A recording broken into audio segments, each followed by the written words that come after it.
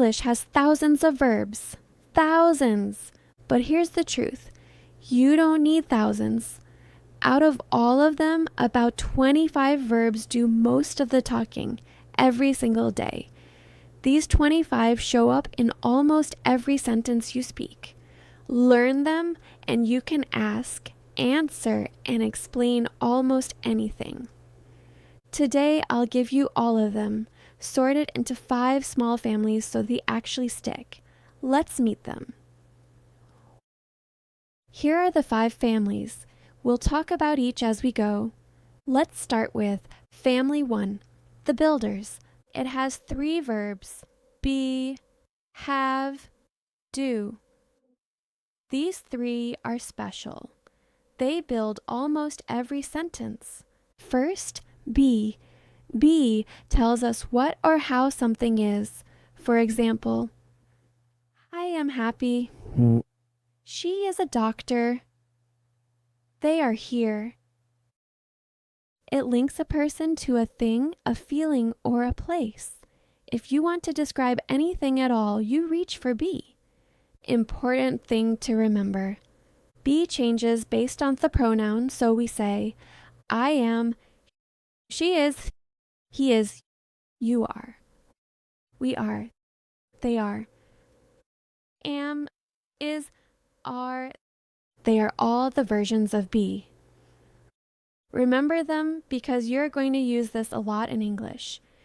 Next, have. Have means you own it or it's yours.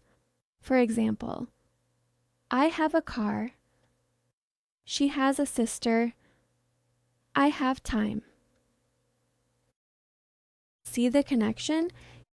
You own a car. It is yours. And the third builder is do. Do is your action verb.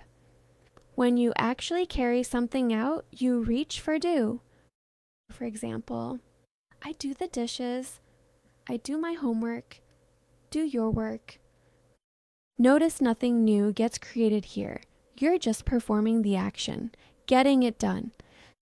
So that's family 1. Be, have, do. Be describes what something is. Have tells us what's yours. Do is the action you take.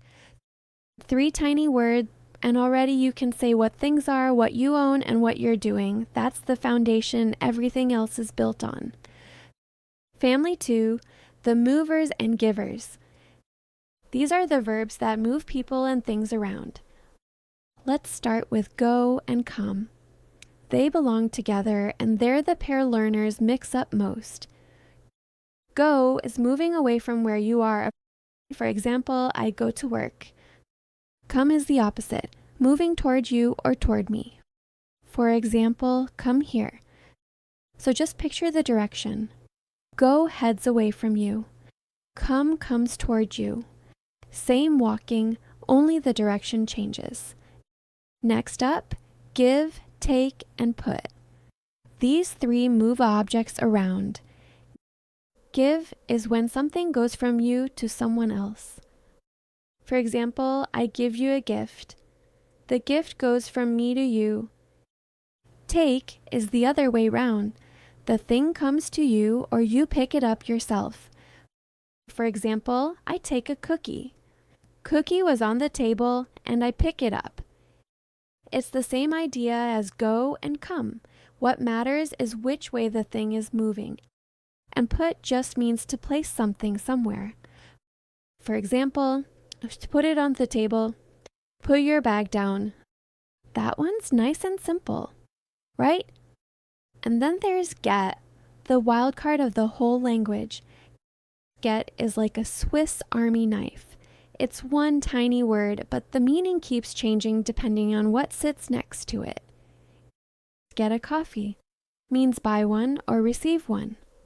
Get home means arrive. Get up means stand up. Get cold means become cold. And get it means understand. Get a dog means obtain. Same little word, completely different jobs each time. Now, get does so much that we made a whole separate video just on it. every meaning, broken down one by one. So if you really want to master the verb get, the link is in the description, and it'll be at the end of this video too. For today, just hold on to this. When you hear get, let the words around it tell you what it means. Family 3, the makers and doers. These are the verbs for getting things done. The big one here is make. Make is when you create something new, something that exists after you're finished. For example, make a cake. Make a plan. Remember the word verb do.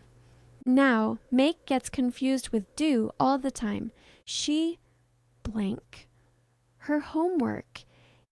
Is it make or do? Is it she makes her homework or she does her homework? I know this is confusing, so we gave Make Versus Do its own video with the full breakdown. You'll find the link in the description or wait for it at the end of this one. 3 more in this family.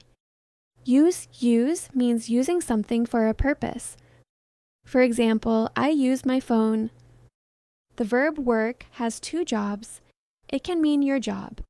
I work in an office. And it can mean to function. The machine works. Same word, 2 everyday uses, so keep an ear out for both. And let means to allow something. For example, let me help you. Let him in. You'll also hear it in let's. That's just let us. It is used when you're suggesting something. Let's go. Let's eat. A small word, but you'll reach for it constantly. Family 4, the head and voice. These are the verbs for talking and thinking. Let's take the 3 speaking verbs first. Say, tell, and ask. Say is about the words themselves coming out of your mouth. For example, say hello. Tell is when you give information to a person. There is almost always someone on the other end listening. For example, tell me a story. Tell him the truth. And ask is when you want information back, so there's a question involved. For example, ask a question. Well, can I ask you something? Here's an easy way to keep them apart. You say the words, you tell a person, and you ask for an answer. Now let's move inside the head. The verb think is having an idea or an opinion. For example, I think it's a great idea. And know is having information for certain. For example, I know the answer. The difference really matters here. Think is your opinion, and know is a fact you're sure of. Then we've got want and need, a pair you'll use every single day. Want is when you like something. For example, I want a coffee. Need is stronger. It's something you must have. For example, I need water. So want is a wish and need is a must. With these 4, you can share what you think, what you know, and what you like, or simply can't do without.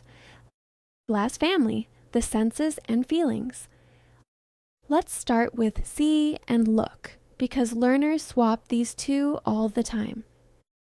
See just happens. Your eyes are open and the picture arrives on its own.